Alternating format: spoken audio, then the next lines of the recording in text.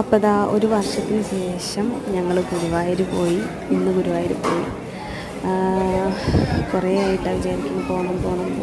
പക്ഷെ അതൊന്നും ഇങ്ങനെ നടക്കാതെ ഇങ്ങനെ പോയിരുന്നു. പക്ഷെ പിന്നെ ഇന്നലെ പെട്ടെന്ന് ഏട്ടൻ പറഞ്ഞു നാളെ ഗുരുവായൂർ പോയാലോ എന്ന്. അപ്പം അങ്ങനെ പെട്ടെന്ന് അങ്ങോട്ട് പിന്നെ വേറെ ഒന്നും ചിന്തിച്ചില്ല. വലിയ തിരക്കൊന്നും ഉണ്ടായിരുന്നില്ല കേട്ടോ.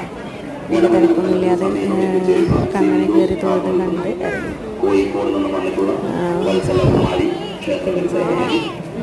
ഏട്ടനും മോളാണ് കേട്ടോ ആ ഫ്രണ്ടിൽ പോണത്.